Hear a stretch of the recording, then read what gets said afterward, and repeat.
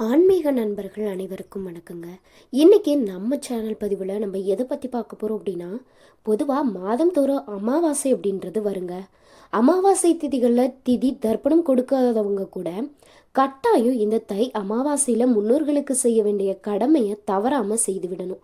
முன்னோர்களுக்கு செய்ய வேண்டிய திதி தர்ப்பணங்களை முறையாக செய்யாமல் விட்டுட்டா நம்மளுடைய வீட்டில் நிச்சயமாக தீராத கஷ்டங்களும் துயரங்களும் வந்துக்கிட்டே தாங்க இருக்கும்.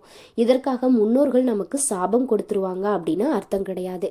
நம்ம இந்த தை அமாவாசையில் நம்ம முன்னோர்களை எப்படி சரியான முறையில் வெளிப்படணும், குறிப்பாக நம்ம முன்னோர்கள் வடிவத்தில் வரக்கூடிய காகத்திற்கு எப்படி சாதம் வைக்கணும், அப்போ என்னென்ன விஷயங்களெல்லாம் மறக்காமல் நம்ம செய்யணும், என்னென்ன தவறுகளை செய்யக்கூடாது அப்படின்றத பற்றியும், அன்னைக்கு தை அமாவாசை நாளில் நம்ம கரெக்டான நேரத்தில் திதி தர்ப்பணம் கொடுக்க வேண்டிய நேரம் என்ன, அதை பற்றி தாங்க இந்த வீடியோவில் தெரிஞ்சுக்க போகிறோம். வீடியோ ரொம்பவே யூஸ்ஃபுல்லாக இருக்கும். ஸோ வீடியோவை ஸ்கிப் பண்ணாமல் கடைசி வரைக்கும் பாருங்கள். நீங்கள் இப்போ தான் ஃபஸ்ட் டைம் நம்மளுடைய சேனலை பார்க்குறீங்க அப்படின்னா மறக்காமல் நம்மளுடைய சேனலை சப்ஸ்கிரைப் பண்ணிக்கோங்க. கூடவே இருக்க பெல் ஐக்கானையும் கிளிக் பண்ணிக்கோங்க. ஏன்னா அப்போ தான் நம்ம போடக்கூடிய வீடியோ உடனுக்குடனே நோட்டிஃபிகேஷன் மூலியமாக உங்களுக்கு வந்து சேரும். இப்போ வாங்க வீடியோக்குள்ள போகலாம். நம்ம அவங்க சரியான முறையில் வழிபடலை அப்படின்னா நம்ம முன்னோர்கள் சாபம் கொடுத்துருவாங்களா அப்படின்னு அர்த்தம் கிடையாதுங்க. நம்மளுடைய சந்ததியர்கள் நம்மை மறந்து விட்டாங்களே அப்படின்னு அவங்களுடைய ஆத்மா ஒரு துளி அளவு ஏக்கம் அடைந்தாலும் அது நம்மளுடைய குடும்பத்திற்கு சாபமாக மாறிடும். இதைத்தான் பித்ரு தோஷம் பித்ரு சாபம் அப்படின்னு சொல்லி கஷ்டங்கள் தீர பரிகாரங்களை நம்ம செய்யணுங்க. முன்னோர்களுக்கு செய்ய வேண்டிய திதி தர்ப்பணங்களை சரியான முறையில் கொடுத்து வந்தாலே பித்ரு தோஷம் பித்ரு சாபம் அப்படின்ற பிரச்சனைக்கே இடம் இருக்காது. வாழ்வில் வரக்கூடிய பல பிரச்சனைகளில் இருந்து தப்பித்து கொள்ள முடியும். சரி, நம்ம அவங்கவுங்க வீட்டு வழக்கப்படி உங்களுடைய முன்னோர்களுக்கு செய்ய வேண்டிய வழிபாட்டை செய்ய மறந்து விடாதீங்க. இது ரொம்ப ரொம்ப முக்கியமான நாள்னு சொல்லலாங்க. நம்மள நிறைய பேருக்கு தெரிந்திருக்கும். இருந்தாலுமே இந்த இடத்துல நினைவு கூற வேண்டிய ரொம்ப ரொம்ப அவசியம் இருக்குன்னு சொல்லலாங்க. எந்த ஒரு பூஜை புனஸ்காரமாக இருந்தாலும் நம்ம தெரிஞ்சோ தெரியாமலோ இறைவனுக்காகவும் நம்மளுடைய முன்னோர்களுக்காகவும் படைக்கக்கூடிய பொருட்களில் கண்ணுக்கு தெரியாத தோஷமும் தீட்டும் மறைஞ்சுக்கிட்டு தாங்க இருக்கும்.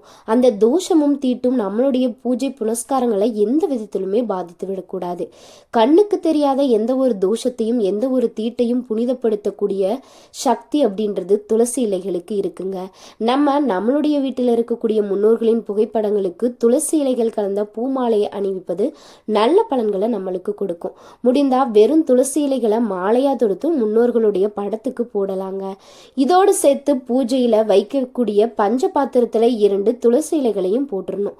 அதன் பிறகு பூஜை அறையில பூஜை தொடங்குவதற்கு முன்பு அந்த பஞ்ச பாத்திரத்திலிருந்து கொஞ்சமா தண்ணீர் எடுத்து உங்களுடைய உள்ளங்கையில ஊற்றி 2 கைகளையும் நனைத்து கொண்டு அதன் பிறகு உங்களுடைய பூஜையை செய்தா நீங்க அறியாம செய்த தவறுகளுமே சுத்தமாகிருங்க.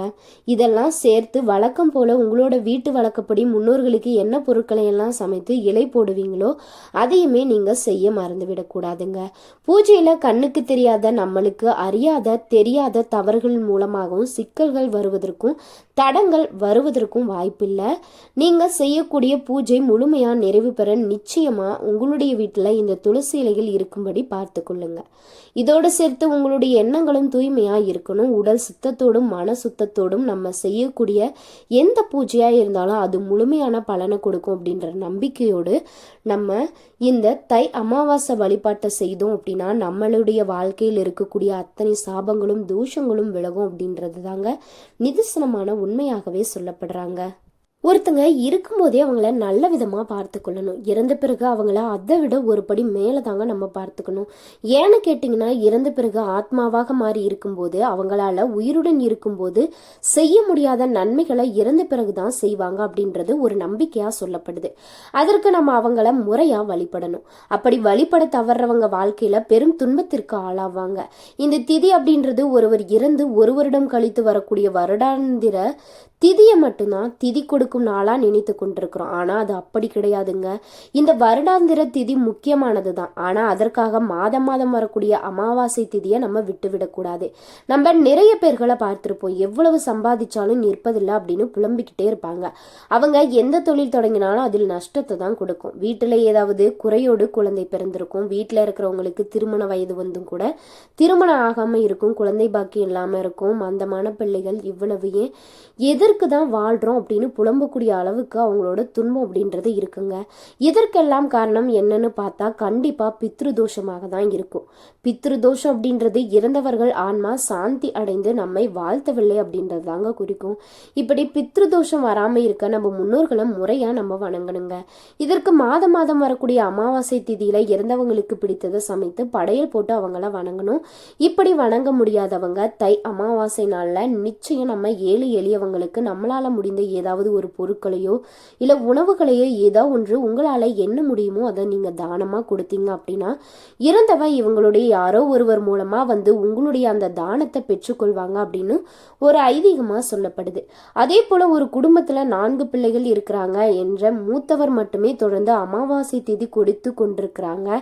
மற்ற 3 பேரும் பெரியவங்க கொடுக்கறாங்களே அப்படின்னு சொல்லிட்டு நம்ம ஏன் கொடுக்கணும் அப்படின்னு நினைச்சிட்டு இருப்பாங்க.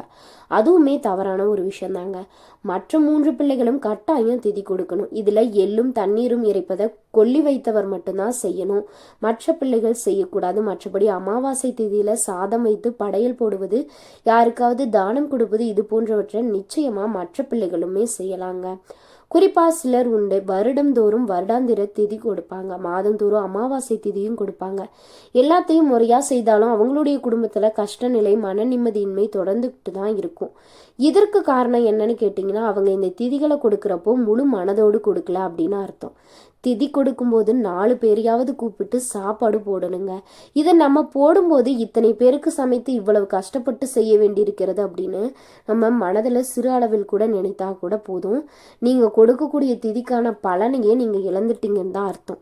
நீங்கள் முழு மனதோடு திதி கொடுக்கல அப்படின்னா ஆன்மாவுக்கு நிச்சயமாக தெரியும். முழு மனதோடு கொடுக்கப்படாத எந்த ஒரு திதி தர்ப்பணத்தை முன்னோர்கள் ஏற்றுக்கொள்ளவே மாட்டாங்க. இதனால முன்னோர்களுடைய சாபத்திற்கு உங்களுடைய குடும்பம் ஆளாவதற்கு கூட நிறைய வாய்ப்புகள் இருக்குங்க. அதனாலதான் எதை செய்தாலும் முழு மனதுடன் செய்யணும் அப்படின்னு முன்னோர்கள் சொல்லிட்டு இருக்காங்க. இனிமேலாவது இந்த அமாவாசை திதியை நம்ம முறைப்படி கொடுத்து நம்மளுடைய முன்னோர்களின் ஆசிர்வாதத்தை பெற்று நல்ல முறையில் வாழலாம். இப்படி நம்மளுடைய வாழ்க்கையில் இருக்கக்கூடிய தடைகளாகட்டும், தோஷமாகட்டும், சாபமாகட்டும், இதெல்லாம் தகர்த்தெறியக்கூடிய ஒரு நல்ல நாள் தாங்க இந்த தை அமாவாசை நாள் அப்படின்னு சொல்லலாம். நீங்கள் மாதந்தோறும் நீங்கள் திதி கொடுத்துட்டு தான் இருக்கீங்க, அமாவாசையப்போ நாங்கள் விரதம் இருந்து வழிபாடு செய்துட்டு தான் இருக்கோம் அப்படின்னா நீங்கள் இந்த வீடியோவில் சொன்ன ஏதாவது தவறு செய்திருக்கீங்களா அப்படின்னு பாருங்கள். அந்த தவறு செய்திருந்தீங்க அப்படின்னா இந்த தை அமாவாசை தினத்துல நீங்க அந்த தவறை சரி செய்துக்கிட்டீங்க அப்படின்னா உங்களுடைய குடும்பத்துல இருக்கக்கூடிய கஷ்டங்கள், துன்பங்கள் அனைத்துமே விலகி ஏதாவது சாபங்கள், குலதெய்வ சாபங்கள் இல்ல பித்ரு சாபங்கள், பித்ரு தோஷங்கள் இருந்துச்சு அப்படின்னா கட்டாயம் விலகிடுங்க. இப்படி வருடத்துல வரக்கூடிய மிக முக்கியமான அமாவாசைகள்ல ஒன்றாக தான் இந்த தை அமாவாசையானது இருக்குங்க. உத்தராயண காலத்துல வரக்கூடிய முதல் அமாவாசை இது அப்படின்றதால இது தவற விடக்கூடாத மிக முக்கியமான நாளா பார்க்கப்படுது.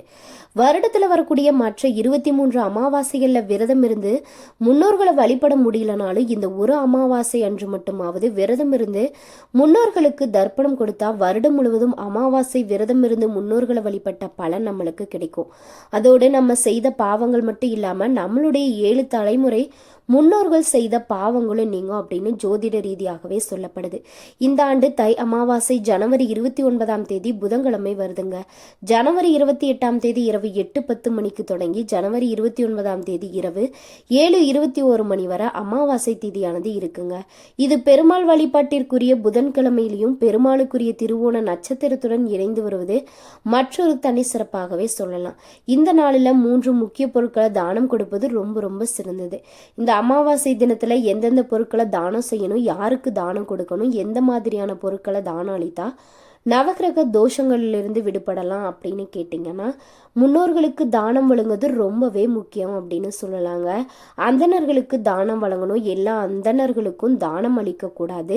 முன்னோர்களுக்கு தர்ப்பணம் காரியங்கள் செய்து வைக்கும் அந்தணர்களுக்கு மட்டும்தாங்க தானம் கொடுக்கணும்.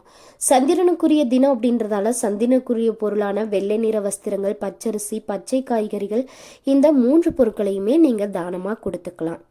இன்னைக்கு வீடியோவில் ரொம்ப ரொம்ப முக்கியமான நாளாக கருதப்படக்கூடிய இந்த தை அமாவாசை தினத்தில் நம்ம என்னென்ன விஷயங்களை செய்யணும், என்னென்ன விஷயங்களை செய்யக்கூடாது, எந்த 3 பொருட்களை தானம் கொடுப்பதால் நம்மளுடைய வாழ்க்கையில் இருக்கக்கூடிய 7 தலைமுறை சாபங்களும் விலகும் அப்படின்றத பற்றி தாங்க இந்த வீடியோவில் தெரிஞ்சிருப்போம்.